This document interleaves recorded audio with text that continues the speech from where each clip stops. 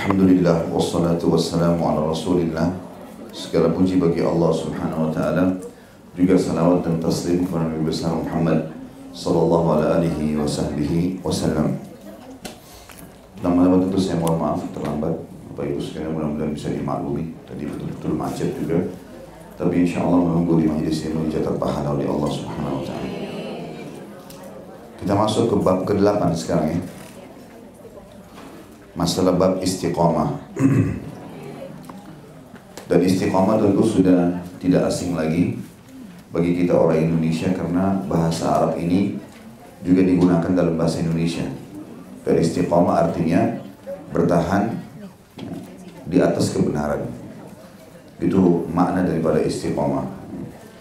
Dan ini tentu tidak bisa digunakan kalau dalam keburukan. Kalau orang tetap dalam kemaksiatan, pelanggaran-pelanggaran, tidak bisa kita katakan dia istiqomah di atas pelanggarannya. Karena bahasa ini baik dan mulia. Dia hanya digunakan untuk kebaikan saja. Maka istiqomah bertahan di atas kebenaran. Allah Subhanahu wa taala sangat memerintahkan kita untuk istiqomah di atas kebenaran, dan kebenaran hanya agamanya Allah saja. Dalil pertama surah Hud ayat 112. Allah Subhanahu wa taala berfirman, A'udzubillahi minasyaitonirrajim, fastaqim kama umirta. Maka istiqamalah hai Muhammad, engkau pada jalan yang benar sebagaimana telah diperintahkan kepadamu. Dan itu perintah ini juga umum buat umat Muhammad sallallahu alaihi wasallam. Kita semuanya diperintahkan untuk itu. Komitmenlah, apa yang dihalalkan nikmati, apa yang diharamkan jauhi, apa yang diperintahkan wajib atau sunnah gak usah dipilah-pilah, lakukan. Apa yang dilarang haram atau makruh jauhi. Itu kesimpulan daripada aplikasi istiqomah itu sendiri. Juga dalam ayat lain tentang keutamaan orang yang istiqomah sampai meninggal dunia. Dia akan mendapatkan berita gembira pada saat meninggal dari para malaikat.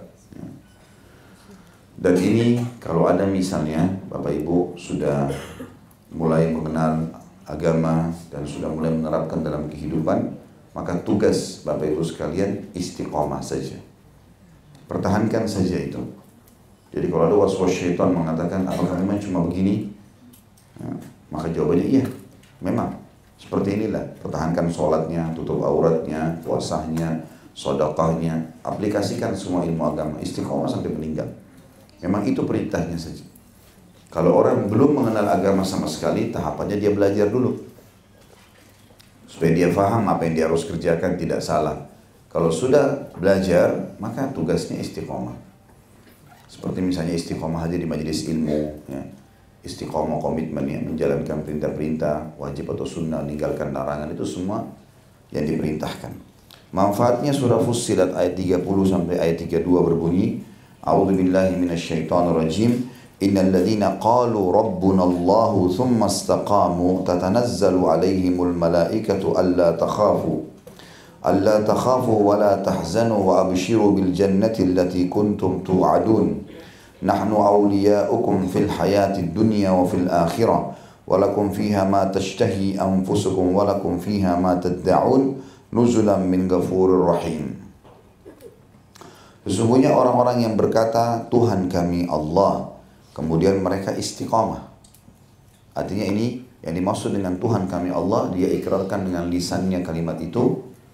Misal dia kagum mengatakan subhanallah, ya, masya Allah, kemudian berjanji insya Allah, diberikan nikmat alhamdulillah, cobaan dia mengatakan innalillah.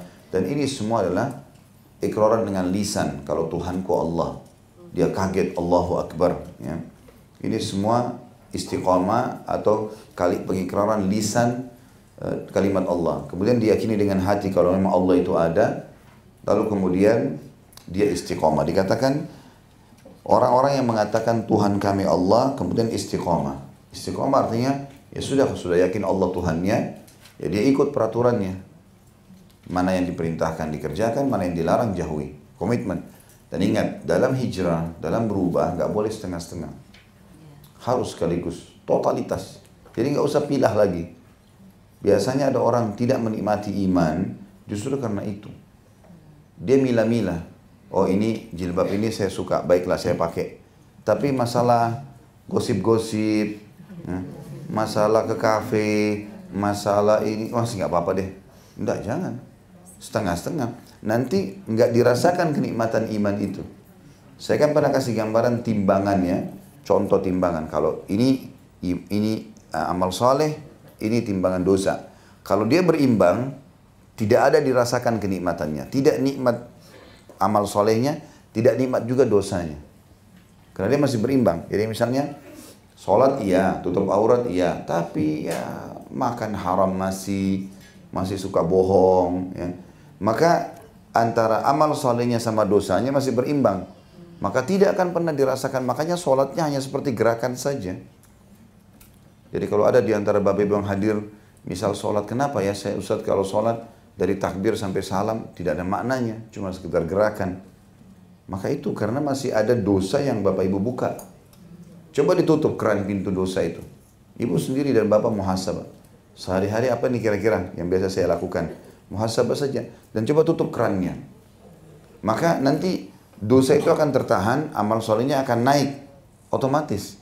Contoh saya sering kasih gambaran kalau lagi umrah misalnya ya. Kita di sana betul-betul sibuk dengan itu, azan ke masjid ya. Kemudian baca Quran. Terus ada ustadz yang mandu, ada pengajian. Suasananya nggak pernah kita lihat perempuan nggak pakai jilbab, masuk mallnya nggak ada musik. Jadi memang membawa kita amal solehnya naik, dosanya nggak ada. Kalau orang putar TV pun keluarnya Mekah sama Madinah. Ada memang channel lain, tapi biasanya langsung sudah otomatis di hotel itu dipasangkan channel itu. Maka otomatis naik, rate amal soleh kita naik, dosanya bertahan atau bahkan diampuni oleh Allah SWT. Maka ini makin turun, ini makin naik. Terasa kenikmatan itu. Terasa kok rindu akhirat. Ada orang lagi tawaf nangis tiba-tiba. Gitu. Sholat malam rasanya sudah niat nih. Capek jam 11 malam baru tidur misalnya di Mekah atau di Madinah. Jam 3 udah bangun. Seger mandi, semangat ke masjid. Duduk sampai terbit matahari. Jadi ini semua karena kita komitmen dengan itu, naik rate-nya. Dan kalau naik rate-nya itu, kita otomatis lebih semangat. Nanti juga Allah bukain banyak sekali pintu-pintu di amal soleh yang sama yang tidak terfikir sebelumnya. Misal, Bapak Ibu biasa berdoa, komitmen, terus berdoa. Antara azan iqamah sepertiga malam, ada kesempatan hujan turun. Waktu mustajab berdoa. Kalau kita rutinkan itu, nanti Allah akan munculkan di hati kita dan di lisan kita doa-doa yang tidak pernah kita baca sebelumnya. Allah bukain sendiri. Mungkin dulu kita tidak pernah terfikir. Kita rutin sedekah. Kita coba rutinkan seminggu, 2 minggu, tiap hari pokoknya sedekah. Apapun itu. Mau 1.000 rupiah, mau 10.000, pokoknya tidak ada hari tanpa sedekah. Buat simbol kehidupan begitu. Coba komitmen 2 minggu deh misalnya. Nanti ada muncul di benak kita ide-ide yang tidak terlintas sebelumnya. Tiba-tiba kita terfikir untuk bantu. Oh ya kenapa ya tetangga saya nggak pegang aja dia. Udah jadi sumber pahala saya. Kasih beras, kasih segala macam. Nanti kalau terus berjalan muncul ide baru, banyak ide baru. Kalau amal itu sudah dikomitmenkan. Jadi tahapan pertamanya itu memang harus kita paksakan ke situ. Beramal soleh kemudian tinggalkan dosa. Nanti rate-nya imannya naik. Setelah itu nanti muncul ide-ide yang lebih mengembangkan lagi kita dalam amal-amal soleh itu. Nah itu manfaat daripada istiqamah. Makanya Allah bilang, sesungguhnya orang-orang yang telah berkata Tuhan kami Allah, kemudian mereka istiqamah. Udah hijrah sekalian. Ya, jadi orang baik sekalian. Jangan setengah-setengah. Jadi juara-juara satu sekalian. Gitu. Jangan cuma sekedar lulus. Gitu, ya. Maka malaikat-malaikat akan turun kepada mereka dengan berkata, janganlah kalian merasa takut dan bersedih hati. Serta bergembiralah kalian dengan memperoleh surga yang telah dijanjikan kepada kalian. Kata ulama tafsir, ini pada saat menghadapi kematian. Nanti pas menjelang mau dicabut ruhnya, maka malaikat-malaikat akan turun, lalu menyampaikan kepada mereka, tidak usah takut, tidak usah khawatir, tenang aja. Kalian akan masuk surga. Seperti itulah. Sehingga orang-orang beriman yang seperti ini tidak takut menghadapi mati, karena malaikat yang motivasi dia. Dan di situ pertama kali manusia melihat malaikat. Malaikat mengatakan langsung, ini janji Allah. Malaikat akan bilang, jangan kalian sedih, jangan takut, jangan bersedih hati. Serta bergembiralah kalian dengan memperoleh surga yang telah dijanjikan kepada kalian. Kamilah pelindung-pelindung kalian dalam kehidupan dunia dan akhirat. Di dalamnya, atau surga nanti, Kalian memperoleh apa yang kalian inginkan dan memperoleh apa yang kalian minta sebagai penghormatan bagi kalian dari Allah yang Maha Pengampun lagi Maha Penyayang. Jadi manfaatnya istiqomah itu bagus sekali. Orang-orang juga kalau tahu masa lalu kita, misal pun kemudian kita sudah istiqomah, dia juga mau bicara susah. Yaitu masa lalu saya. Ada ceramah saya di YouTube itu, judulnya Iya, Inilah Aku Sekarang. Coba nonton, ya. Mungkin 2 jam waktu itu tablik akbar di Makassar. Jadi bisa dicicil, kalau bisa didengar semua selama perjalanan juga bagus. Di-download, dimasukkan di flash disk, dipasang di mobil. Ya. Itu memang khusus saya sampaikan ceramah itu untuk orang-orang yang dulunya tidak baik, sekarang jadi baik. Jawabnya iya, ini aku sekarang. Tidak usah khawatir. Ya. Kalau mau bilang apapun, kamu dulu begini, dulu iya, sekarang sudah enggak. Memang saya sudah berubah dan saya sudah tahu. Jadi enggak ada aib. Ada orang justru karena dia tahu masa lalunya buruk, dia enggak mau lagi bertobat. Udah sekalian dia orang kenal begitu ya biar saja. Enggak, jangan. Enggak boleh. Harus kita berubah dan Allah Maha Pengampun. Kemudian yang terakhir dalam ayat Al-Quran di bab kita ini ada 3 ayat diangkat oleh Imam Nawawi rahimahullah adalah surah Al-Ahqaf ayat 13 sampai ayat 14. A'udzu billahi minasyaitonir rajim. Innal ladzina qalu rabbuna Allah tsumma istaqamu fala khaufun 'alaihim wa lahum yahzanun. Ulaika ashabul jannati khalidina fiha jazaa'an bima kanu ya'malun. Sesungguhnya orang-orang yang berkata Tuhan kami adalah Allah, kemudian mereka tetap istiqamah sampai mati, tetap di atas kebenaran itu. Maka tidak ada rasa khawatir pada mereka dan mereka tidak pula bersedih hati. Khusus ayat ini Al-Ahqaf kata sebagian ulama ini masuk juga dalam fasilitas dunia. Kalau kita sudah istiqamah, syaitan sering buat kita was-was. Nanti kamu makan dari mana? Kalau nggak ambil uang haram, kalau nggak begini, kalau nggak begitu. Ya. Kalau kau nggak berzina, nanti kau akan bisa sama orang itu. Nanti bagaimana? Jadi ditakut-takuti. Itu syaitan selalu itu. Was-was. Makanya Allah mengatakan, Alladhi yuwaswisu fi sudurin nas. Hilangkan yang membuat was-was. Bisikan-bisikan lembut yang membuat kita jadi lalai nanti. Sedih berlebihan, putus asa. Itu semua dari was-was syaitan, nggak boleh. Kita nggak boleh sama sekali itu. Nah orang kalau sudah istiqamah, bisikan-bisikan syaitan seperti nanti kamu makan dari mana, nanti begini, nanti begitu. Kalau berhenti dari ini, tempat kerja ini kan haram. Tapi kalau berhenti mau makan apa nih? Ya. Nanti kalau pakai jilbab, nanti cantiknya hilang nih. Ya. Atau apalah bisikan syaitan. Enggak. Jadi Allah bilang jangan takut dan jangan sedih. Artinya tidak itu semua was-was. Enggak mungkin. Orang istiqamah namanya pasti jadi baik. Rezekinya akan dibukakan. Nggak ada orang istiqomah kemudian susah hidupnya, itu nggak ada. Ya, kalaupun dia transisi pindah dari masa kehidupan jahiliyah kepada masa kehidupan istiqomah ini, masa transisi mungkin ada beberapa waktu, adaptasi segala macam. Tapi setelah itu Allah akan bukakan jalan-jalannya. Itu janji Allah, nggak mungkin salah. Sesungguhnya orang-orang yang berkata Tuhan kami adalah Allah, kemudian mereka tetap istiqomah. Setelah itu ya, setelah mereka bertaubat, mereka berubah, maka tidak ada rasa khawatir pada mereka dan mereka tidak pula bersedih hati. Mereka itulah para penghuni surga, kekal di dalamnya sebagai balasan atas apa yang telah mereka kerjakan. Subhanallah, orang yang coba istiqamah di jalan Allah, kata ulama, yang paling Allah kentalkan dalam hatinya rindu dengan surga. Jadi akhirnya dunia ini jadi kecil buat dia. Sakit, udahlah sebentar juga dunia. Apalah ditipu orang nagih, udah. Cobaan datang, sudah. Seberat apapun jadi mudah. Begini ya. Ada nikmat, alhamdulillah. Mudah-mudahan nikmat ini tidak hilang. Itu orang-orang istiqamah. Jadi dia lalui dunia jadi mudah buat dia.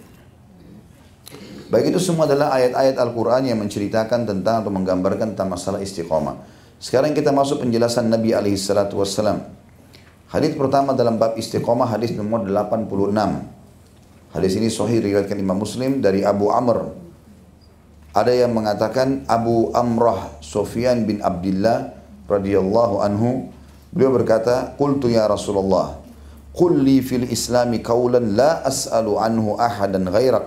Qala, "Qul amantu billah thumma istaqim."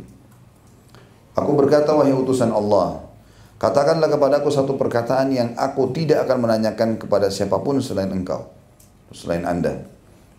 Beliau menjawab, ucapkanlah aku beriman kepada Allah, kemudian istiqamalah. Ya. Jadi makna hadis ini adalah, aku ingin bertanya ya Rasulullah, buat jawaban anda ini membuat aku faham, aku nggak butuh lagi tanya sama orang lain. Makna lain, orang Arab kalau bertanya seperti ini, seperti dia datang tanya sebuah alamat lalu dia mengatakan, tunjukkan saya alamat supaya saya nggak tanya orang lain lagi. Artinya cukup jadi pepanduan buat saya, nggak usah lagi. Maka ini menandakan atau makna lainnya adalah aku ingin bahagia, maka tunjukkan aku caranya supaya aku tidak usah konsultasi sama orang lain. Gitu. Jadi seakan-akan sahabat ini mengatakan, aku ingin bahagia Rasulullah.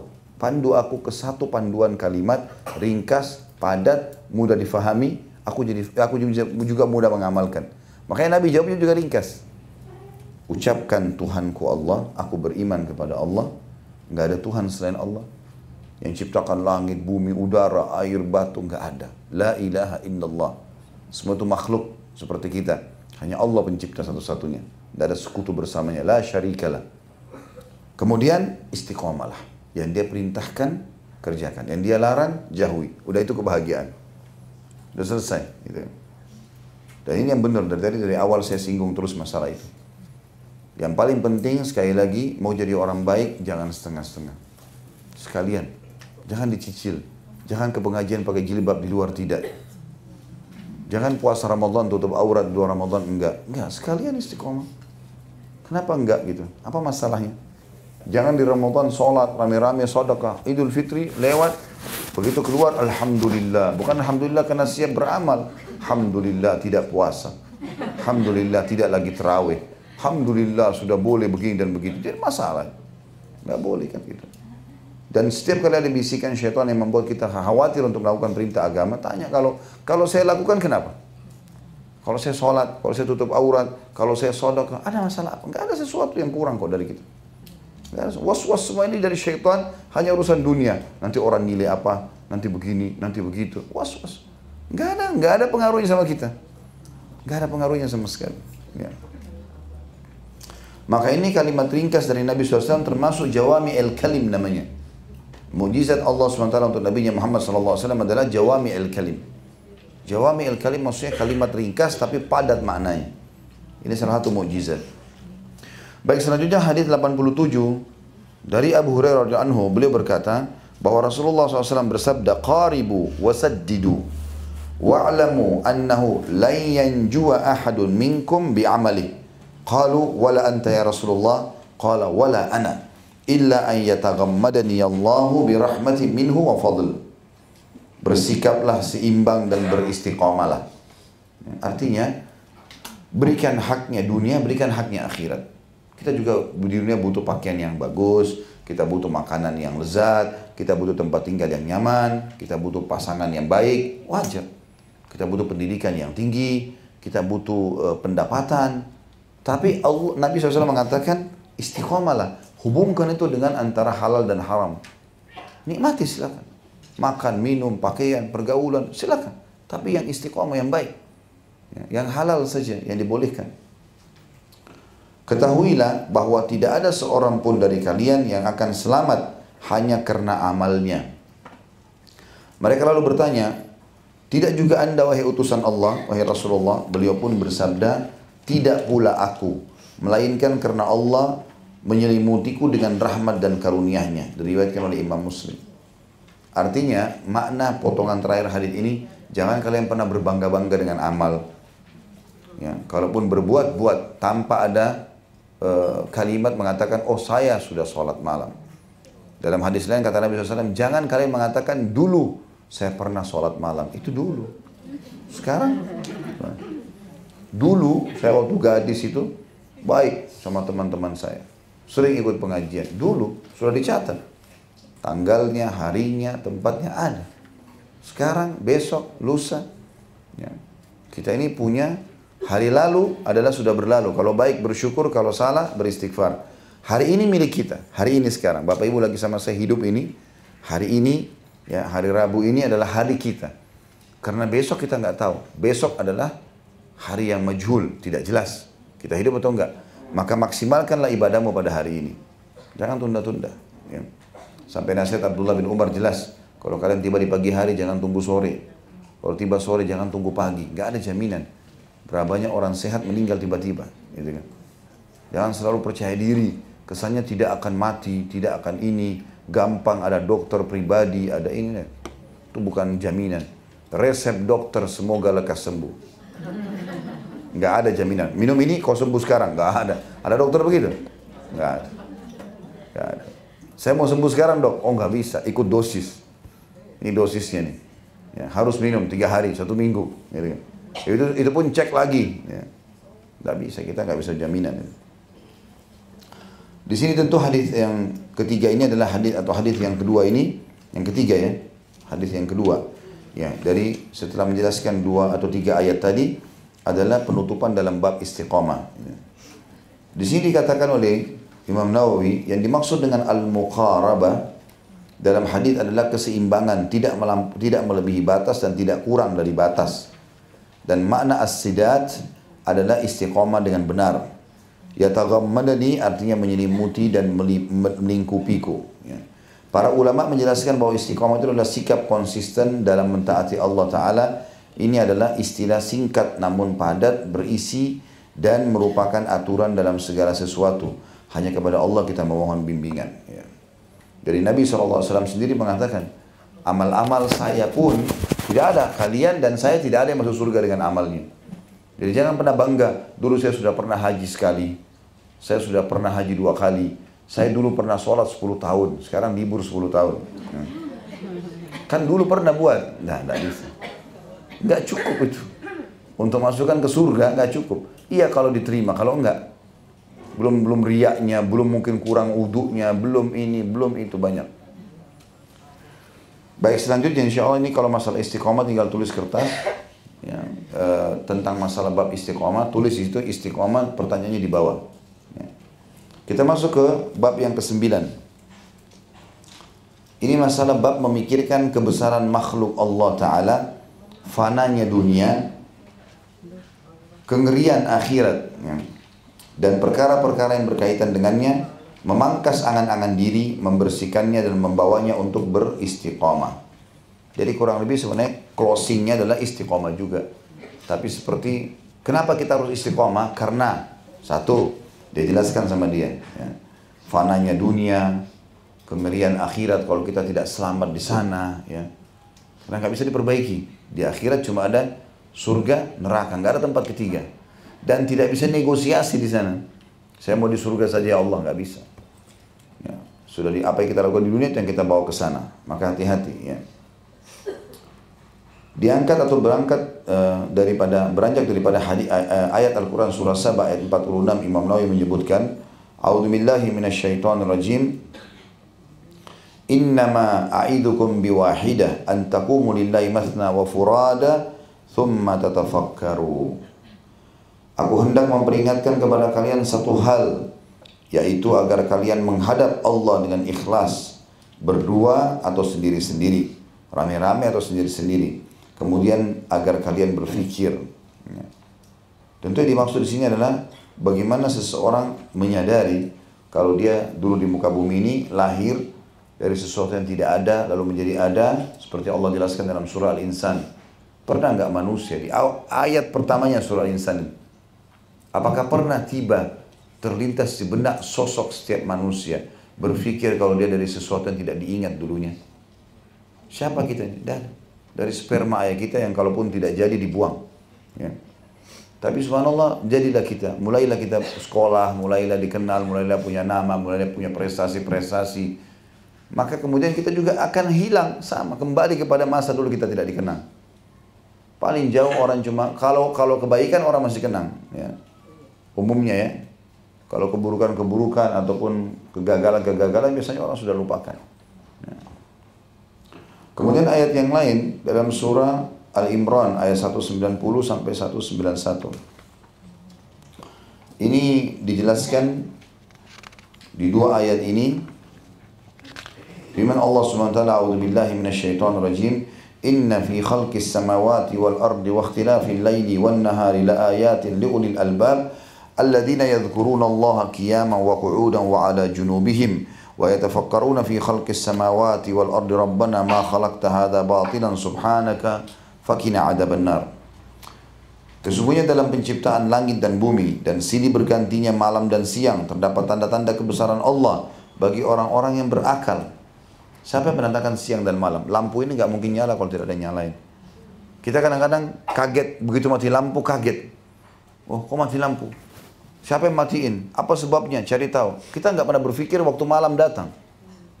Kok bisa malam? Kok bisa gelap? Mana siangnya itu?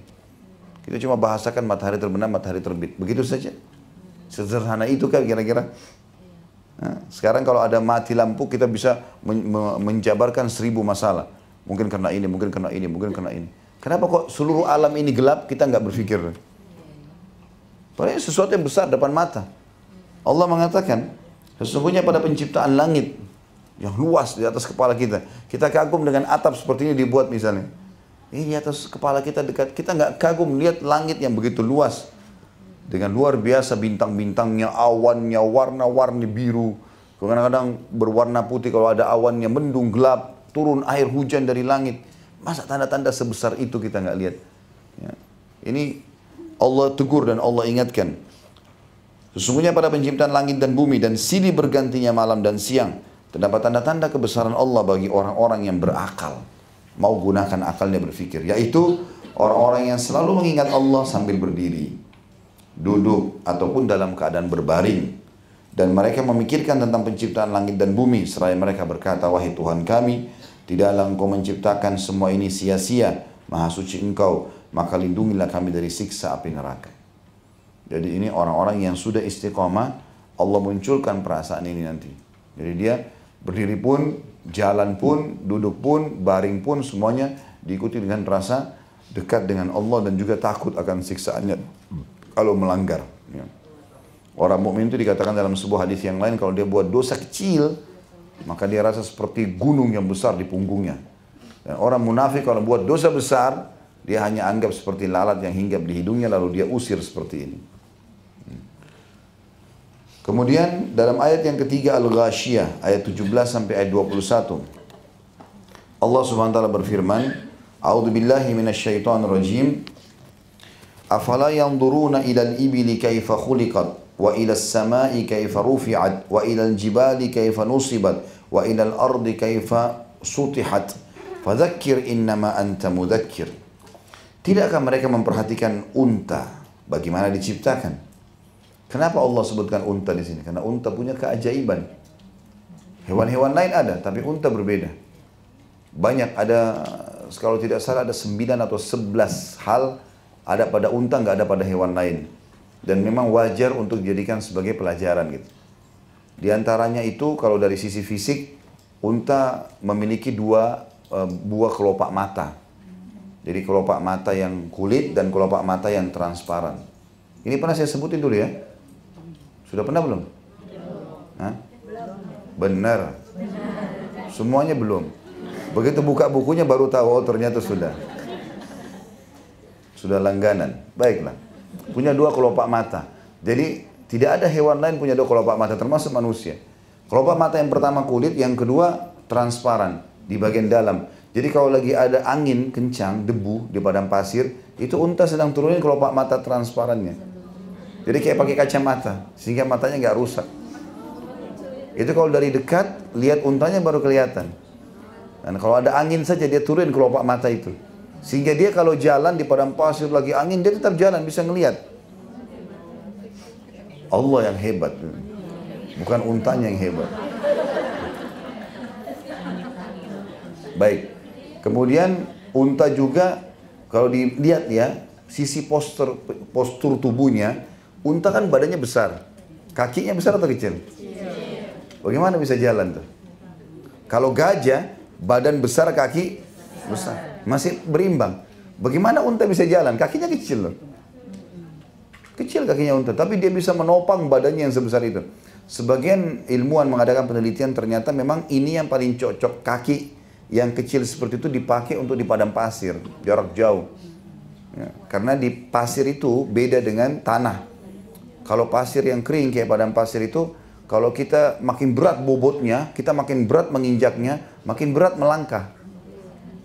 Tapi kalau ringan, orang seperti berlari di padang pasir itu lebih mudah daripada orang jalan biasa. Karena berat. Allah SWT siapkan memang perjalanan jauh. Gitu.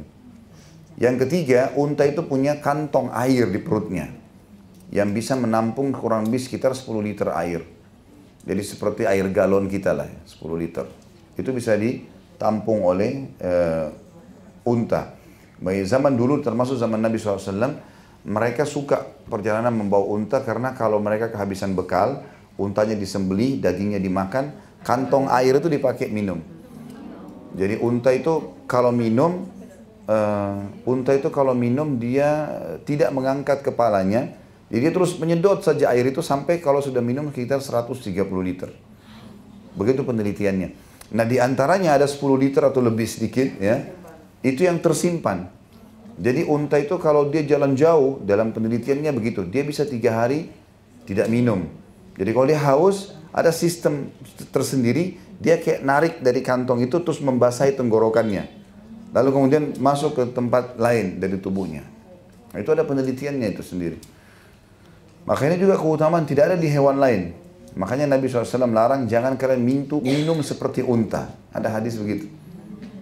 Artinya kita kalau minum, karena tenggorokan kita beda dengan seperti unta. Unta panjang.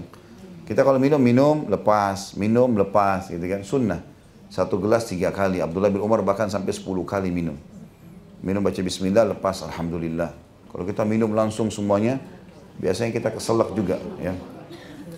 Nah ini ada larangan mirip seperti unta, karena unta berbeda. Ya. Memang seperti itu ciptaannya. Itu yang keberapa? Yang ketiga. Yang keempat, itu di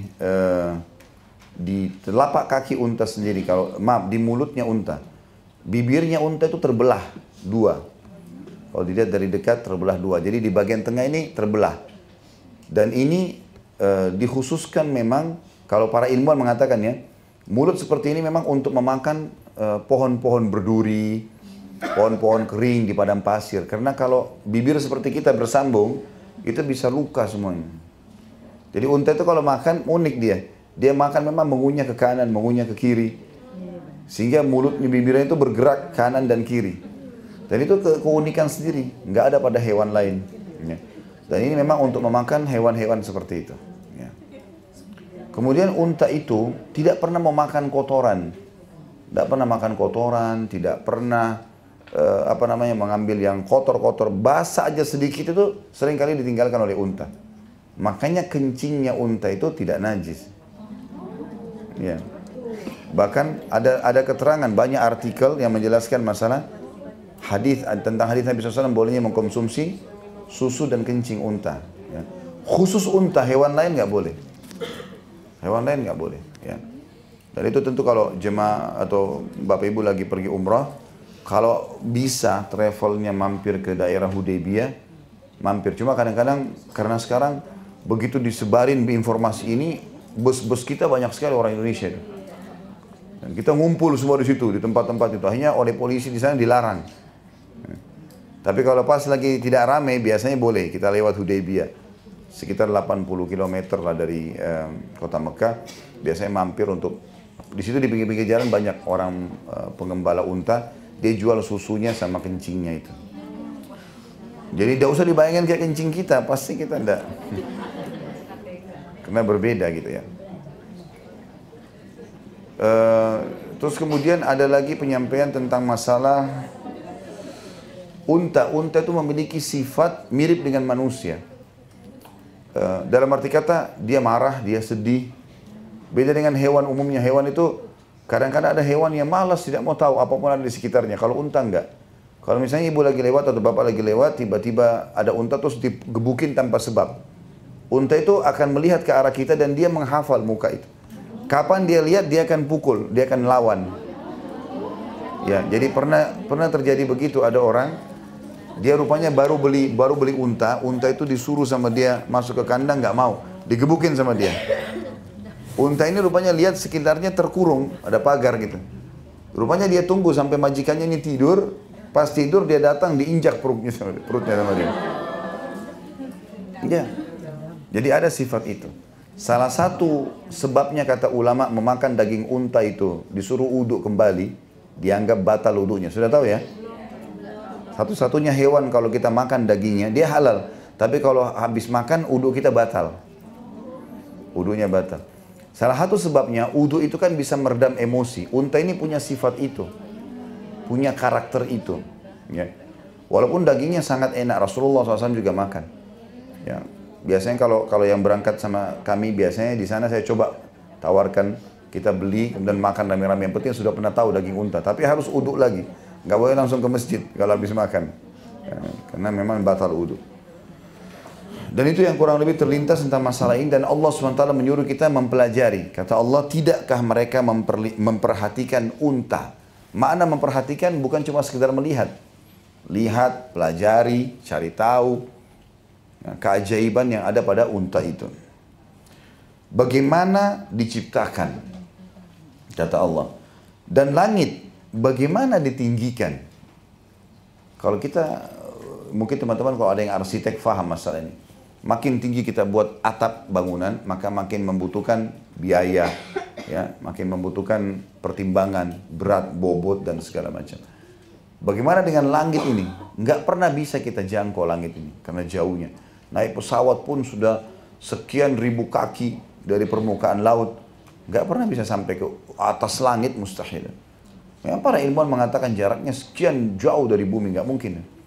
Sedangkan bintang-bintang saja jaraknya sudah sekian, ya, ribu kilometer atau bahkan miliaran ya jaraknya.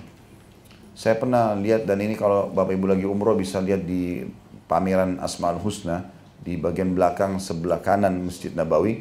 Itu di situ ada banyak ilustrasi-ilustrasi tentang masalah penciptaan langit, keajaiban, bintang-bintang. Di antara ada gambar-gambar tuh. Ada gambar tuh dipasang besar sekali sebelum kita keluar dari pameran itu. Ada tulisannya di sini paling kecil, titik kecil, tulisannya matahari. Terus saja ada gambar lagi, gambar lagi, gambar. Itu planet yang kira-kira mirip matahari. Jadi panas sekali dan ukurannya lebih besar daripada matahari. Paling besar sekali mungkin perselisihnya dengan matahari itu sekitar 7 atau 8 bintang lagi. Itu paling besar kurang lebih 11,7 miliar. Lebih besar daripada matahari. Sementara matahari sekian juta kali besar daripada bumi. Dan luar biasa gitu. Ini miliaran bisa kita saksikan depan mata kita. Gemerlapnya, terangnya, dan seterusnya. Kita kalau misalnya di rumah kita lagi gelap, lalu kita lihat ada cahaya kedap-kedip di ujung ruangan. Kita sudah penasaran sebenarnya mau tahu. Ya, nih, mau tahu ada apa ini? Apa itu? Listrik kah? Konslet? Ada orang mainin cahaya di sana. Itu di depan mata. Kadang-kadang kita manusia begitu, suka sibuk dengan hal yang dekat. Dan kita lupa, di atas langit ini banyak bintang-bintang gemerlapan. Setiap malam bisa kita lihat. Apalagi kalau lagi bukan musim hujan. Tapi kita lalui saja. Seperti seakan-akan nggak ada hubungannya, nggak perlu kita tahu. Terakhir keajaiban semua. Bagaimana langit ditinggikan? Dalam ayat lain dikatakan bagaimana langit kami dirikan tanpa tiang. Nah. Terus yang ketiga kata Allah, dan gunung-gunung bagaimana ditegakkan. Bagaimana ditancapkan gunung-gunung itu. Dan ini gunung-gunung tentunya keajaiban Allah sendiri ya. Ada gunung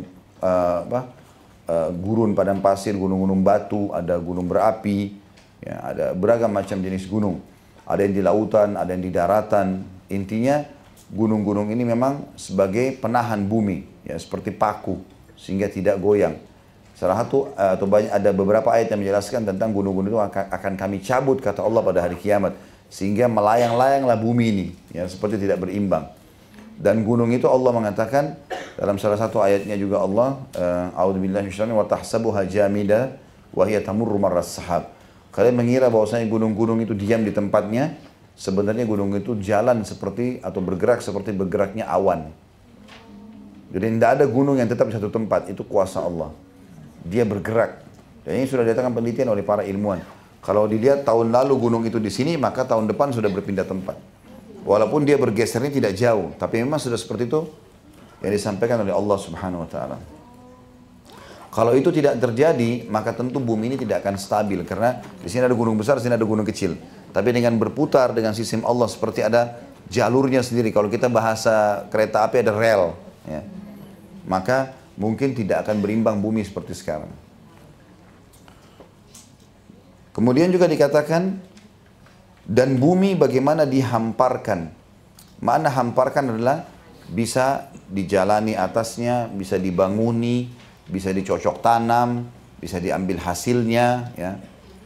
Jadi dihampar itu bukan cuma sekedar dibuat kita bisa melihat, ya, tetapi juga bisa dilaluin, bisa dicocok tanamin, bisa dibanguni, ya.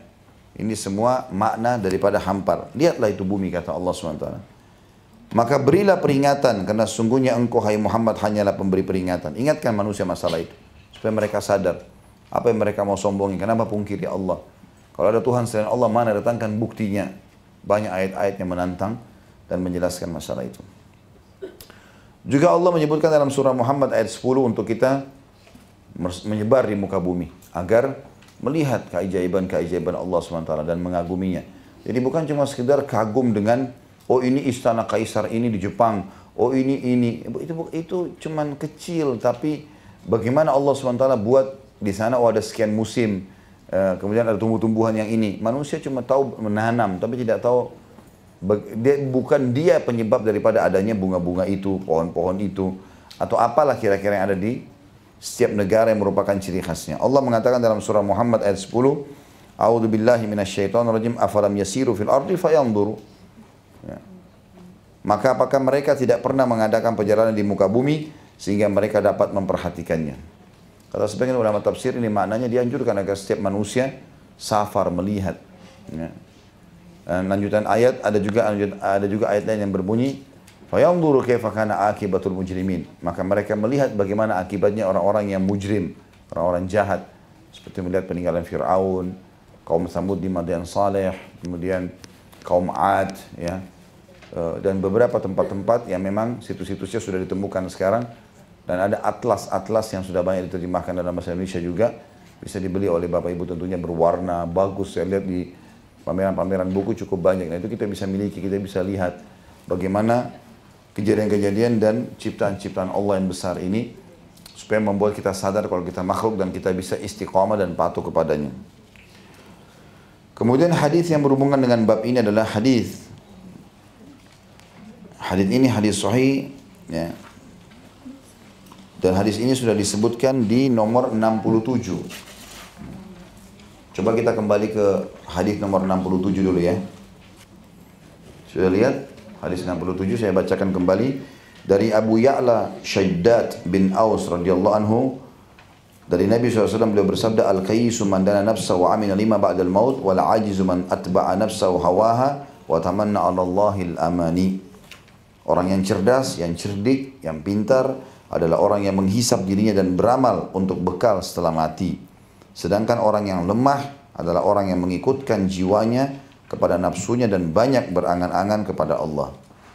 Artinya di sini yang perlu digarisbawahi adalah potongan kalimat pertama, al-kayyisu man dana nafsahu. Orang yang cerdas adalah orang yang dia bagaimana caranya menghisap dirinya dan beramal. Jadi tidak terus-menerus lalai dengan urusan dunianya gitu. Sampai sini ada yang bertanya?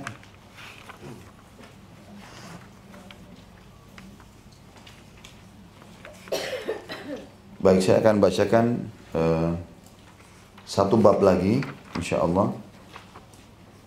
Silakan dikumpulkan nanti pertanyaannya. Bab yang ke-10 masalah bab bergegas melakukan kebaikan dan mendorong orang lain yang hendak berbuat baik untuk melakukannya dengan kesungguhan tanpa keraguan. Beranjak daripada firman Allah surah Al-Baqarah ayat 148, Allah SWT berfirman, A'udzu billahi minasyaitonir rajim, fassabiqul khairat. Berlomba-lombalah kalian dalam kebaikan.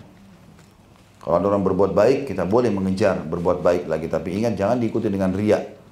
Kita hanya tahu, oh orang ini bersedekah di satu tempat, kita juga ingin lakukan hal yang sama. Tapi niatnya untuk berlomba-lomba pada kebaikan, bukan untuk dipuji, bukan hanya untuk mau menyaingi dia, ya, sehingga akhirnya orang itu nyumbang 100 juta, dia jadi 200 juta. Hanya untuk pujian orang. Ya. Kemudian dalam surah Al-Imran ayat 133 juga Allah SWT berfirman, A'udzubillahi minasyaitonirrajim, wasari'u ila maghfirati min rabbikum wa jannatin arduha as-samawati wal ardu iddat lil muttaqin. Bersegeralah, berlomba-lombalah kalian. Untuk apa? Mencari ampunan Tuhan kalian, bertobat kalau pernah buat dosa, dan mendapatkan surga yang luasnya seluas langit dan bumi yang disediakan bagi orang-orang yang bertakwa. Jadi dua ayat ini menjelaskan kepada kita tentang perintah Allah Subhanahu wa taala untuk tidak menunda-nunda amal soleh. Udah cukup. Yang lalu-lalu kurang itu lalu, sekarang ke depan. Tidak ada kata terlambat. Ya. Kalau sholatnya dulu masih kurang, puasanya masih kurang, sedekahnya masih kurang, sekarang ke depan berubah menjadi orang lebih baik. Dari tadi ini kita bahas dari bab yang ke-8 tadi, 9 dan ini bab 10, sekarang semuanya sama. Masalah istiqomah sebenarnya.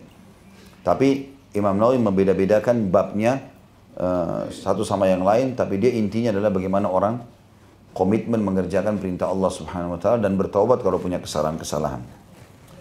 Hadis pertama dalam bab 10 ini adalah hadis nomor 88 dari Abu Hurairah radhiyallahu anhu bahwa Rasulullah SAW bersabda, "Badiru bil amali fitanan ka qita'il lailil mudlim, yusbihu ar-rajulu mu'minan wa yumsi kafira, wa yumsi mu'minan wa yusbihu kafira, yabi'u dinahu bi aradin minad dunya."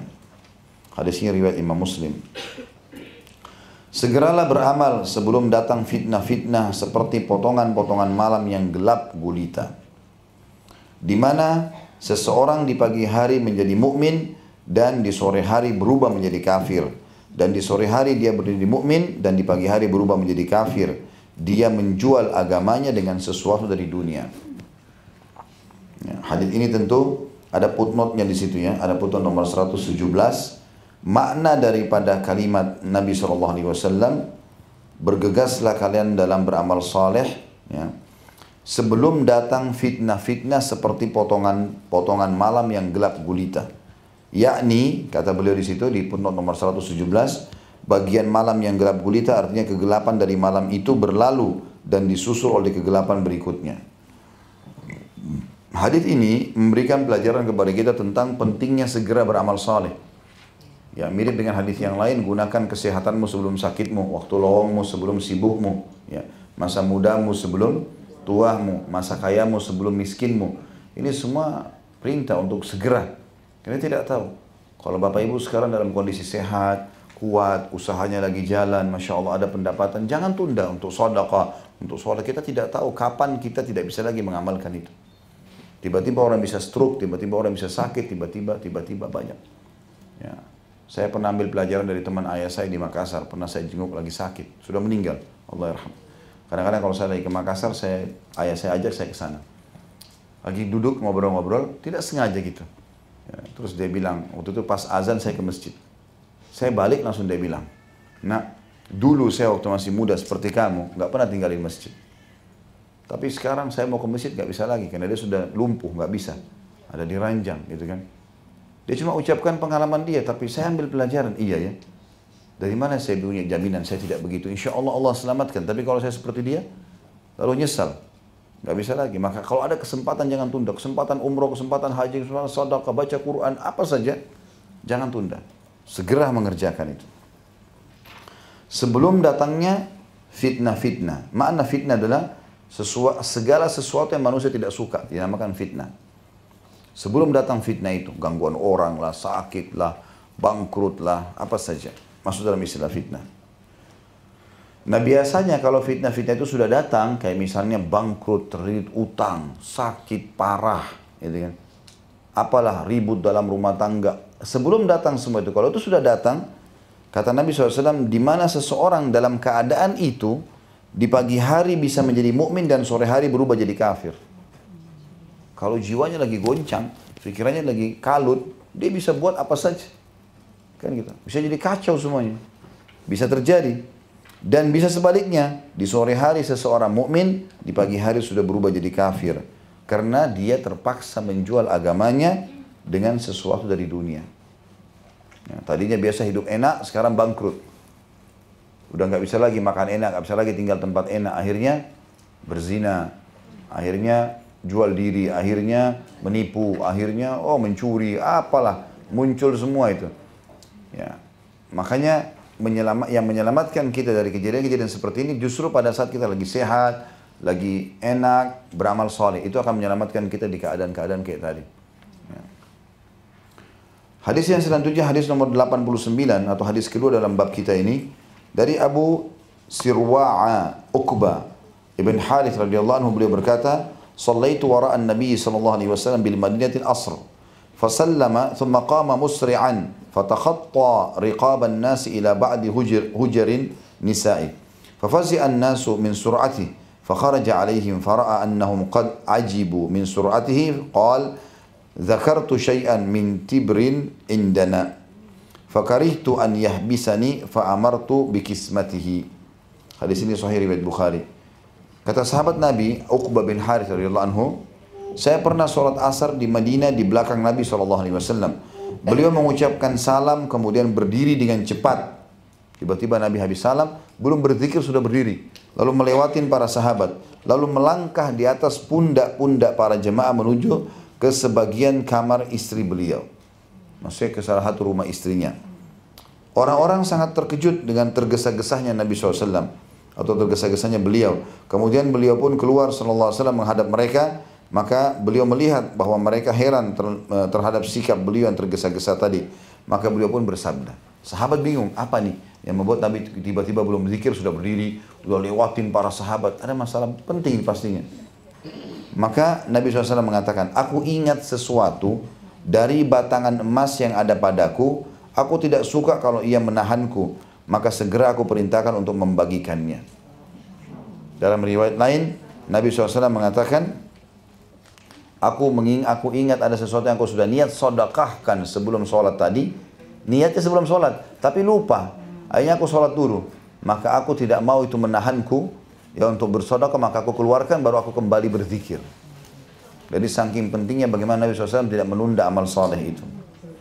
Dalam riwayat yang lain juga ini adalah diriwayatkan oleh Uqbah bin Harith juga, kuntu khallaftu fil baiti tibran minas sadaqah fakaritu an ubayyitah. Aku meninggalkan di rumah emas batangan dari sedekah atau zakat, maka aku tidak suka kalau aku masih memegangnya sampai waktu malam. Ya, jadi memang kita harus ikuti dengan keyakinan-keyakinan ya dalam menjalankan ibadah ini. Makanya Aisyah radhiyallahu anha pernah, beliau lagi puasa hari Senin, kemudian tidak ada untuk bekal buka puasa kecuali sepotong roti kering saja. Maka ada pembantunya tahu, Aisyah tahu kalau kita tidak punya makanan, dan Aisyah orang Ummul Mukminin tidak pernah minta-minta sama orang. Udah, dia biar aja. Rupanya ada orang ketuk pintu menjelang asar. Begitu dibuka orang miskin minta makanan. Maka Aisyah bilang sama pembantunya, kasih itu roti kering. Pembantunya sempat bilang, ya Amir, ya Ummul Mukminin, enggak ada makanan kita. Mau buka puasa. Kata Aisyah, tenang saja. Kasih. Orang ini datang sekarang minta, Allah yang menggerakkan dia, kasih aja. Dikasih. Menjelang buka puasa beberapa saat, dalam riwayat sahih ini, dalam kisah sahih ini dikatakan, ada satu masyarakat Madinah mengirim satu ekor kambing utuh, sudah dipakein za'faran itu wangi-wangian, terus dikasih roti gandum yang banyak, cukup untuk 20 orang. Diantarkan ke rumah Aisyah. Pas tiba azan maghrib. Tibanya detik terakhir. Allah SWT kadang-kadang uji kita begitu, sampai detik terakhir, sabar gak nih? Nah di situ baru Allah kasih. Komitmen gak gitu? Maka dikasih sama Allah SWT. Aisyah lalu makan, ajak juga makan pembantunya sampai kenyang. Dua-duanya sudah kenyang. Kata Aisyah setelah kenyang, Aisyah radhiyallahu anha tunggu sampai dia kenyang. Begitu kenyang kata Aisyah, ini lebih baik daripada roti keringmu tadi. Komitmen kau kasih nggak ada masalah. Gitu kan? Apalagi memang bukan masalah roti keringnya ya, masalahnya tidak ada lagi yang lain. Jadi sudah tidak ada lagi yang lain. Itu yang terbaik yang bisa disedekahkan. Abdullah bin Umar radhiyallahu anhu bersedekah setiap hari walaupun dengan sebutir bawang. Saking kejak mengejarnya itu. Karena kan ada hadis Bukhari juga berbunyi, setiap hari Allah turunkan 2 malaikat. Yang satu mengatakan, ya Allah luaskan rezekinya orang yang bersedekah. Yang satu mengatakan, ya Allah binasakan orang yang pelit. Makna binasakan hartanya atau binasakan jiwanya. Jadi orang mengejar itu tiap hari. Ya. Kita subhanallah kadang-kadang belum bersedekah, ya sudah nolak. Ada nggak yang biasa begitu? Saya kasih contoh, baru bisa mengaku. Kalau misalnya ada orang miskin lagi mau minta di mobil, yang paling pertama dia kasih, ada duitnya, nolak duluan. Orang kalau datang minta, berarti Allah utus dia supaya membawa sedekah itu ketimbangan amal kita. Kenapa ditolak? Kasih. Gitu kan? Ini pelit, bakhil. Didoakan oleh malaikat agar membinasa orang begini. Ya. Baik, selanjutnya hadis nomor 90 Dari Jabir bin Abdullah radhiyallahu anhu beliau berkata, qala rajulun lin Nabi SAW yawma Uhud, ara'aita in kutiltu fa aina ana? Qala fil jannah, fa alqa tamaratin kunna fi yadihi, thumma qatala hatta qutil. Hadis ini riwayat Bukhari Muslim. Ada seseorang bertanya kepada Nabi SAW pada waktu perang Uhud terjadi, beritahukan kepadaku di manakah aku, mesti terjemah begitu, di manakah aku jika aku terbunuh? Maka Nabi SAW mengatakan di surga. Jadi lagi Uhud ini lagi berkecamuk perang, ya. Lalu orang itu tanya, ya Rasulullah, kalau aku masuk serangan perang ini, kalau aku mati di mana aku nanti? Kata Nabi SAW, di surga. Maka dia pun melemparkan beberapa butir kurma yang ada di tangannya, kemudian berperang hingga dia terbunuh. Tentu yang ada riwayatnya menjelaskan nama orang ini kalau tidak salah Abdullah. Orang ini dia lagi berada di atas kudanya dengan pasukan-pasukan muslim yang lain, dan di depan sekali ada Nabi SAW bagi motivasi. Kata Nabi SAW, demi Allah, nggak ada seorang pun di antara kalian yang hadir di sini, di medan ini, kecuali pasti kalau mati masuk surga. Maka orang ini bilang, bakhin itu indah sekali. Indah sekali. Lalu kata Nabi SAW, kenapa kau bilang bakhin? Ya Rasulullah, ulangi dulu. Apa yang anda bilang tadi? Coba ulangi. Kata Nabi SAW, demi Allah tidak ada seorang pun di antara kalian yang terbunuh di sini, di medan jihad, kecuali pasti masuk surga. Demi ya Rasulullah, itu sebabnya saya katakan bakhin. Apakah saya hanya dibunuh oleh orang-orang kafir ini, ditusuk, lalu masuk surga? Tanpa hisab, selamatkan keluarga, segala macam. Kata Nabi SAW, iya. Maka dia bilang, bakhin, diulangi sama dia. Indah sekali ini. Maka dia pun akhirnya lagi pegang 2 atau 3 butir kurma. Dia niat mau habisin dulu. Pas dia masukin 1, dia lagi kunyah. Dia bilang, kalau saya tunggu hidup masih lama hidupnya. Masih lama ke surga. Maka dia lempar kurma-kurma tersebut, lalu kemudian dia masuk di medan perang sampai terbunuh. Begitu orang mukmin, tidak ada tunda dalam amal saleh. Nanti aja deh tahun depan hajinya. Ini sudah depan mata, duit ada kesempatan. Kadang-kadang ada orang alasan tidak mau haji, tidak mau umrah. Kenapa? Karena Mekah padat. Mau tunggu Mekah terbuka buat kita sendiri. Nah, iya. Mau tunggu nanti tidak ada orang semua mati, tinggal kita sendiri. Nah itu baru sunyi. Nggak bakal bisa. Mengkhayal gitu. Baik, hadis 91.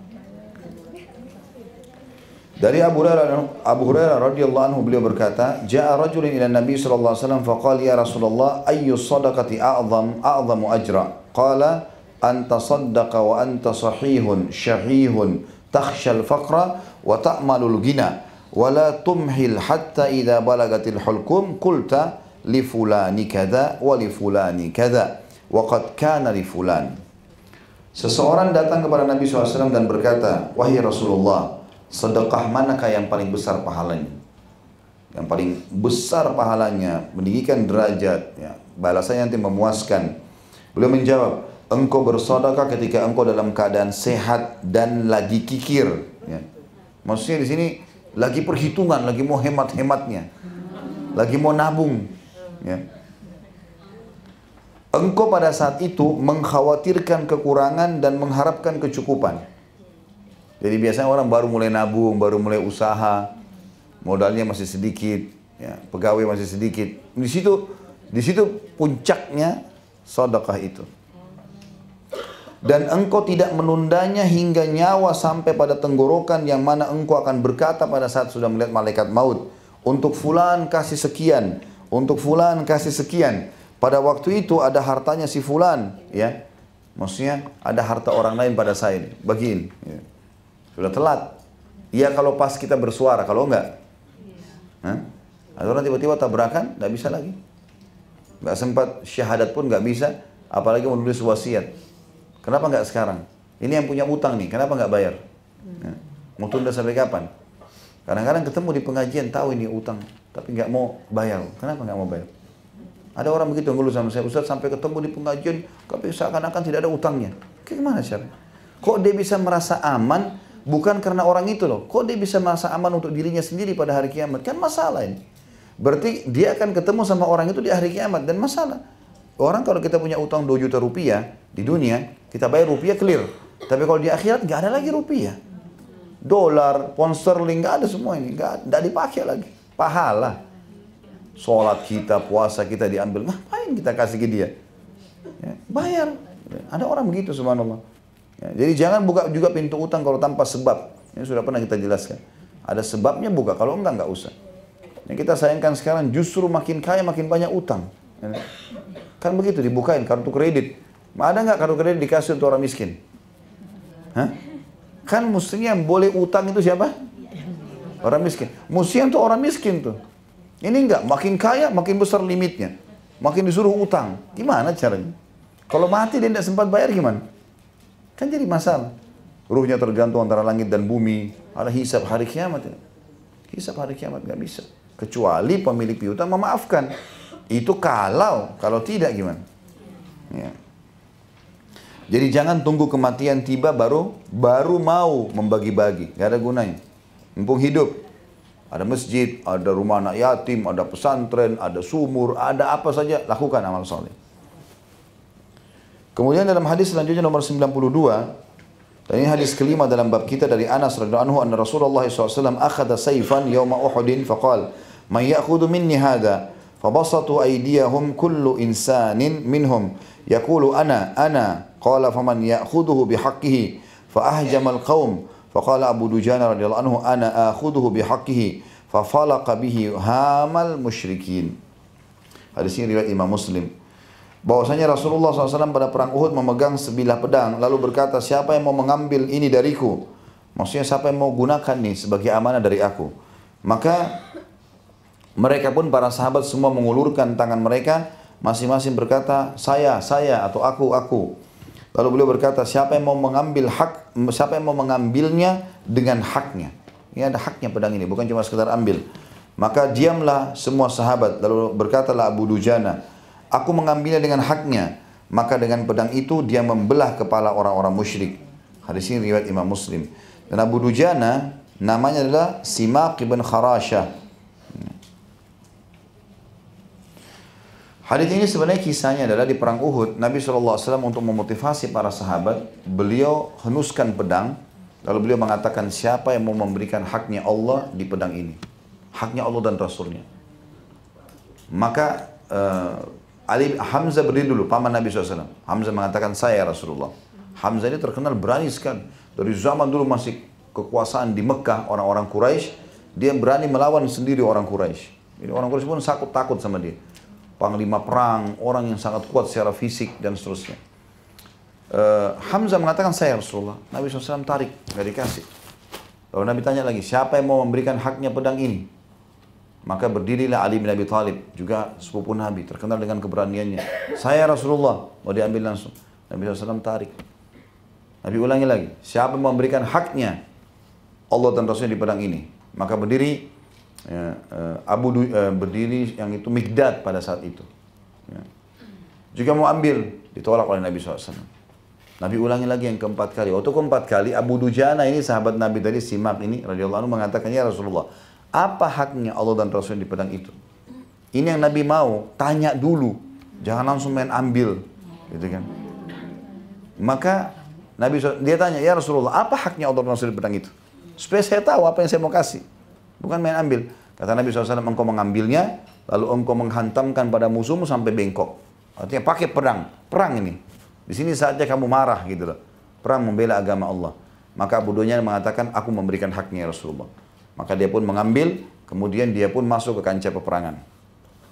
Dalam beberapa riwayat tentang sejarah Nabi, sirah Nabi di perang Uhud ini diceritakan, waktu Abu Dujana pegang, ada satu sahabat, dia bilang, aku pun melihat Abu Dujana di kancah peperangan, dan aku melihat di kancah musuh, di kancah peperangan ada musuh, badannya besar, kekar, menyusahkan umat Islam. Jadi tebas sana, tebas sini.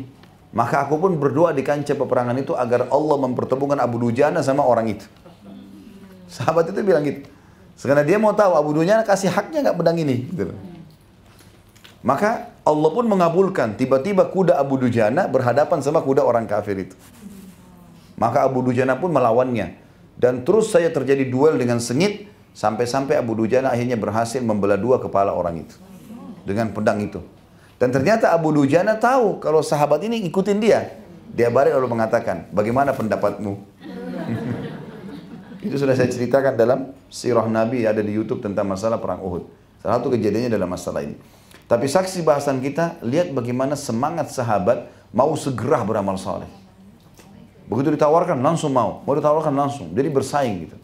Dan kalau ada satu kesempatan beramal saleh dan kita menjadi pemicunya, kita jadi awal ya yang mengerjakan, lalu orang-orang ikut, kita panen pahala mereka semua. Kebanyakan kita kadang-kadang, siapa yang mau sedekah nih? Ya, saling lihat muka dulu. Siapa yang mulai nih? Kalau sudah ada yang mulai sana, baru ikut. Ya dia rugi, mesti dia yang mulai dalam amal itu. Supaya jadi contoh gitu kan. Baik, hadis 93. Dari Az-Zubair bin Adi radhiyallahu anhu, beliau berkata, Ataina Anas bin Malik radhiyallahu anhu fashakawna ilaihi ma nalqa minal hajjaj. Faqala, maaf, Az-Zubair bin Adi ini seorang tabi'in. Dia berkata, Ataina Anas bin Malik radhiyallahu anhu fashakawna ilaihi ma nalqa minal hajjaj. Faqala isbiru fa innahu la ya'ti zamanun illa walladhi ba'dahu syarrun minhu hatta talqa rabbakum sami'tu min nabiyyikum sallallahu alaihi wasallam. Hadis ini riwayat Bukhari. Kami mendatangi Anas bin Malik, Anas bin Malik sahabat Nabi radhiyallahu anhu majma'in. Lalu kami mengadukan kepadanya apa yang kami rasakan dari kekejaman Hajjaj. Hajjaj ini namanya Hajjaj bin Yusuf. Ini dulu panglima perangnya ya, Yazid dan beberapa khalifah Umayyah yang datang setelah Yazid itu sendiri. Orangnya sangat kejam Hajjaj ini. Semua yang menolak pendapatnya dia dibunuh. Nggak pandang itu ulama kah bukan, pokoknya dibunuh semua. Jadi sudah banyak sekali korbannya Hajjaj ini, jahat sekali. Yang jelas datang orang ini mengatakan, kami mengeluh kepada anda kan sahabat Nabi. Coba ambil keputusan nih bagaimana kami hadapi Hajjaj.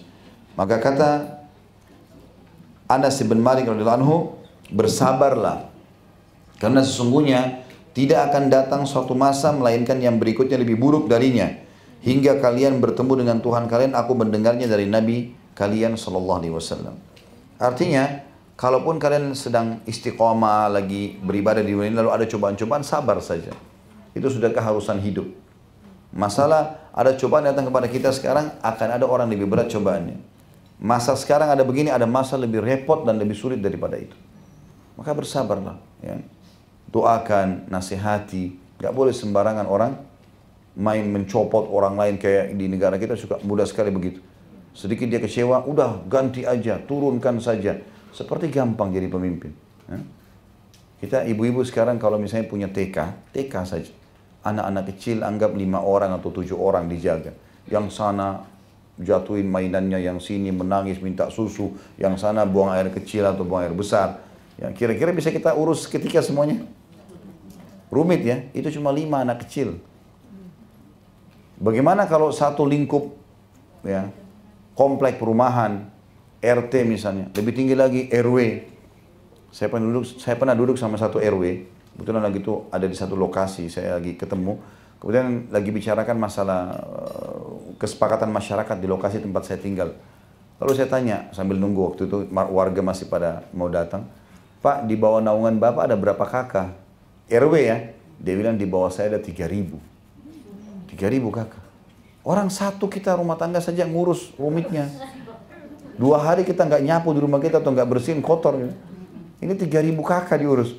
Berarti lingkup lebih luas lagi kalau bupati, kalau wali kota, kalau gubernur, presiden, gitu kan. Itu kan berat.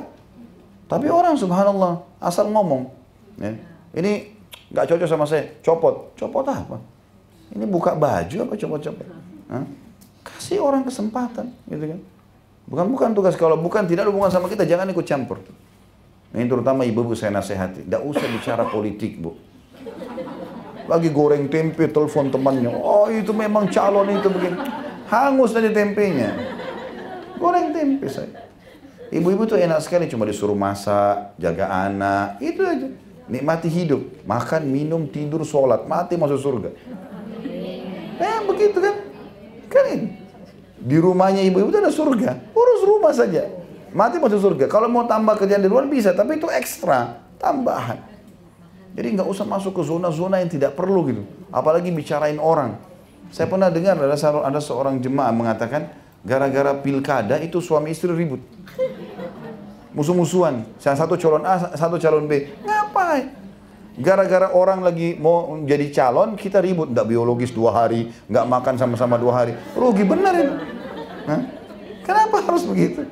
Buang-buang waktu nggak ada gunanya gitu. Ya.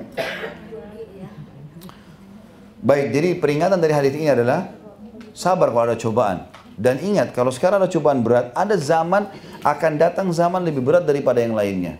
Ya. Hadis 94. Dan ini sampai hadis 95 ya. Dan tepatnya hadis ke-7 dalam bab kita. Dari Abu Hurairah radhiyallahu anhu bahwasanya Rasulullah SAW bersabda, "Badiru bil amali sab'an. Hal tantadiruna illa faqran munsiya, au ginan mutghiya, au maradan mufsida, au haraman mufnida, au mautan mujhiza, au ad-dajjalu fa syarru ghaibin yuntadar, au as-sa'atu fa as-sa'atu adha wa amar." Cepat-cepatlah beramal saleh. Kesempatan, lakukan, jangan tunda. Sebelum datangnya 7 perkara. Tidaklah kalian menunggu, melainkan kemiskinan yang membuat kalian lupa. Ini yang pertama Nabi bilang. Orang kalau sudah miskin sekali, susah, karena bangkrut usaha, kah ditipu orang, kah kebakaran, kah apa saja, maka sampai pada level nanti, dianya sudah tidak pikir lagi apa-apa kecuali makan. Akhirnya sudah lupa semua, nggak ada sholat, nggak ada apa gitu. Saya ketemu kemarin subhanallah di salah satu tempat habis sholat luhur, ada orang susah, bajunya kotor sekali, bapak sudah tua gitu. Ada cucunya mungkin, perempuan kecil pakai jilbab. Pas mau masuk masjid, dia tahu, benar saya ketemu sama dia, kayak minta bantuan. Saya bilang, "Pak, sholat." "Ya iya Pak." Rupanya saya ke masjid, keluar dia nggak sholat. Saya datang, saya kasih duit, lalu saya bilang, "Pak, sholat Pak. Bapak sudah susah secara dunia, akhirat juga rugi, kenapa nggak sholat? Ini baju saya kotor Pak, baju Bapak kotor bukan najis, boleh sholat. Nggak boleh nggak sholat.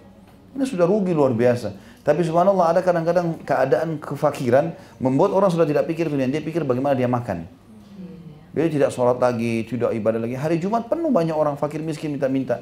Ada bapak-bapak di situ nggak sholat. Yang dia pikir bagaimana dapat uang 1.000-2.000 rupiah habis orang bubar Jumat. Nggak sholat, depan matanya orang masuk surga, depan matanya dia nggak sholat. Luar biasa.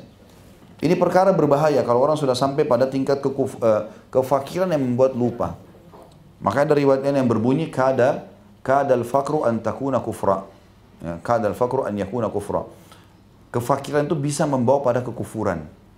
Akhirnya orang nanti bisa tinggalkan agamanya karena susahnya hidupnya. Itu yang pertama. Yang kedua, sebaliknya, atau kekayaan yang akan membuat kalian melampaui batas. Karena sudah terlalu banyak duitnya, akhirnya melampaui batas, lupa semuanya. Mubadzir. Ya. Pada hal-hal yang tidak dibutuhkan. Tidak ada urusan sama masjid, tidak ada urusan sama ibadah-ibadah dia, tapi sibuk dengan kebutuhan dunia yang tidak pernah ada habisnya. Bisa kemiskinan yang menyusahkan atau kekayaan juga yang menyusahkan. Ya. Apakah itu yang ditunggu baru mau beramal saleh? Yang ketiga, atau penyakit yang merusak. Datangnya penyakit tiba-tiba merusak organ tubuh kita, merusak program hidup kita. Yang keempat, atau masa tua yang membuat ucapan jadi ngawur, pikun, udah nggak sadar. Yang kelima, atau kematian yang sangat cepat. Itu kan ditunggu, tiba-tiba datang. Yang keenam, atau dajjal yang merupakan sejahat-jahat orang yang dinantikan. Nanti tentu di dalam buku kita ini ada bahasan sendiri dajjal ya. Ada nanti tanda-tanda hari kiamat, ada bab di dalam Sholihin, panjang sekali hadis tentang dajjal. Nanti akan kita bahas insya Allah. Dan yang ketujuh, atau kalian tunggu kiamat. Dan kiamat itu adalah lebih besar musibahnya dan lebih pahit. Lebih berat. Mumpung hanya sekedar ya malas, lawan malasnya. Karena kalau sudah datangnya lebih berat, miskinnya, kayahnya, miskin yang membuat susah, kaya yang membuat sombong, gitu kan, yang membuat lalai. Nah, ini semua disebutkan habis penyakit yang tiba-tiba merusak, masa tua yang membuat pikun, kematian yang mati tiba-tiba, ya orang tidak tahu kapan dia meninggal dan seterusnya. Maka ini juga hadis jelas memotivasi kita dari sabda Nabi SAW, badiru, segera. Hadis terakhir dalam bab kita, hadis nomor 95, dan tepatnya hadis ke-8 ya. Dari beliau maksudnya Abu Hurairah radhiyallahu anhu bahwa Rasulullah SAW pada waktu perang Khaybar pernah bersabda, "Lau utiyanna hadhihi ar-rayat rajulan yuhibbullaha wa rasulahu, yaftahullahu ala yadayhi. Qala Umar radhiyallahu anhu, fama ahbabtul imarata illa yawma'idh. Fatasawartu laha raja'a an ud'a laha. Fada'a Rasulullah SAW Ali ibn Abi Talib radhiyallahu anhu fa'atahu iyyaha wa qala imshi wa la taltafit hatta yaftah Allahu alayk. Fasara Aliyun syai'a thumma waqafa wa lam yaltafit fasarakha ya Rasulullah ala madha uqatilun nas. Qala qatiluhum hatta yashhadu an la ilaha illallah wa anna Muhammadar Rasulullah fa in fa'alu dhalika faqad mana'u minka dima'ahum wa amwalahum illa bihaqqiha wa hisabuhum 'ala Allah. Sungguh aku akan, kata Nabi SAW, aku akan memberikan panji komando ini kepada seseorang laki-laki yang mencintai Allah dan Rasulnya. Ini kebetulan di perang Khaybar. Khaybar satu lokasi kurang lebih 180 km dari Madinah. Dan sampai hari ini masih ada benteng-benteng Yahudi tertinggal di sana. Kemarin yang umroh terakhir ini kita buatin paket Khaybar. Jadi masuk sampai ke bentengnya. Di situ kita buat tikar, buka tikar, lalu saya ceramah tentang perang Khaybar itu. Jadi kita bisa sampai menyaksikan benteng-benteng itu. Ada peninggalan Yahudi. Yang jelas pada saat itu Nabi SAW pernah mengepung lokasi itu 43 hari. Dan belum bisa tembus. Padahal Allah SWT sudah menjanjikan kepada Nabi SAW. Dan ini menandakan memang kita butuh upaya secara manusiawi. Walaupun Allah sudah janjikan kepada Nabi SAW, Nabi ikhtiar tetap datang. Maka pada saat itu setelah 43 hari mengepung, Nabi SAW mengatakan, besok di malam hari kumpulin sahabat, besok aku akan berikan bendera ini kepada seseorang yang Allah dan Rasulnya mencintai dia, dan dia pun mencintai Allah dan Rasulnya. Dan Allah akan membuka kemenangan di tangannya. Kata Umar radhiyallahu anhu, belum pernah aku berharap kedudukan kecuali pada malam itu. Karena ini ada penyampaian Nabi SAW, dia orang ini nanti mencintai Allah dan Rasulnya, Allah Rasul juga mencintai dia. Maka keesokan paginya Nabi SAW bertanya habis sholat subuh, di mana Ali bin Abi Thalib? Kata para sahabatnya, Rasulullah di kemahnya. Dia lagi sakit mata. Maka Ali pun dibawa oleh dua orang sahabat dibawa. Lalu kata Nabi SAW, kenapa hai Ali? Kata Ali, ya Rasulullah, saya tidak bisa bedakan mana hitam, mana putih. Ya, dia betul-betul matanya bengkak tertutup. Kayak orang buta, nggak bisa lihat apa-apa. Maka dalam riwayat sahih ini dikatakan Nabi SAW pun meludahi matanya Ali. Ini ludahnya Nabi ya. Yang perlu saya sampaikan. Lalu kemudian diludahilah mata Ali bin Abi Thalib, lalu jadi mukjizat sembuh tiba-tiba. Maka Nabi SAW kasih bendera itu kepada Ali. Nah, dan ada dua riwayat. Riwayat ini dikatakan Ali pun jalan lalu berkata, ya Rasulullah, dengan alasan apa saya memerangi mereka? Untuk apa? Kata Nabi SAW, agar mereka mengucapkan asyhadu an la ilaha illallah wa anna Muhammadar Rasulullah. Itu yang dikatakan dalam hadis ini kan. Kalau mereka sudah ikuti kamu, mau masuk Islam, maka tidak boleh lagi kamu tumpahkan darah mereka, tidak boleh kamu mengambil harta mereka. Kecuali dengan hak Islam. Ya. Maksudnya ada hukum-hukum Islam lagi yang membolehkan itu. Misalnya ada pengkhianat, ada harta yang mereka curi dan seterusnya. Dan hisab mereka kembali kepada Allah. Riwayat yang lain, maka Nabi SAW mengatakan, jalanlah dengan tenang hai Ali. Ya. Kemudian panggillah mereka kepada Islam dulu. Kalau mereka menerima, maka berhenti dari memerangi mereka. Kalau mereka tidak menerima, baru diperangi. Dan ketahuilah, kalau seandainya satu orang mendapatkan petunjuk karena kamu sebabnya, maka kamu akan panen pahala orang tersebut. Ya, jadi kalau kita sebab mendakwai orang, kita berjihad menawarkan Islam, lalu dia masuk Islam, maka selama dia jadi baik, kita akan dapat pahalanya. Dan hadis ini tentu memotivasi agar seseorang beramal saleh dan menjadikan orang-orang di sekitar dia sebagai target amal salehnya. Misal, ibu-ibu lagi jalan, lihat ada orang belum berhijab, maka dia bukan menghinanya, tidak boleh dihina.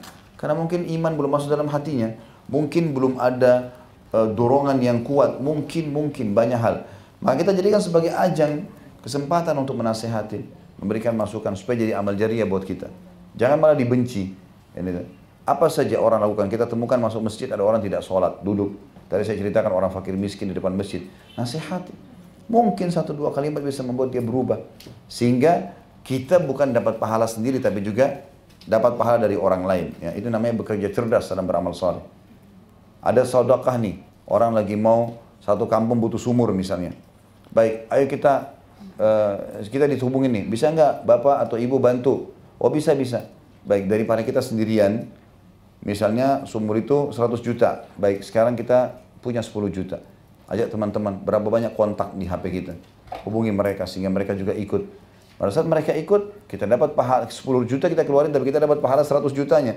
Karena orang jadi rame-rame kerjakan gara-gara kita. Nah kita harus bekerja cerdas masalah ini. Ada berita-berita baik, promosi-promosi yang baik dalam masalah ibadah, sampaikan kepada orang-orang. Tidak usah khawatir riya. Karena riya itu sesuatu yang disengaja.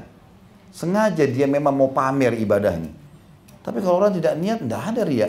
Sekarang kita mau ke majelis taklim sini. Ada tetangga tanya, mau kemana Bu? Ya, mau pengajian. Masa riya sih?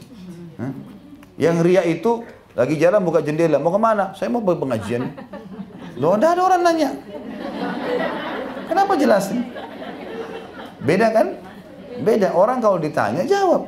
Oh, riya itu nggak ditanya, nggak apa cerita. Itu riya namanya. Jadi nggak usah khawatir riya kalau ngajak orang gitu. Karena memang itu demi kebaikan. Niatnya memang untuk mendapatkan ekstra pahala di situ. Allahu a'lam.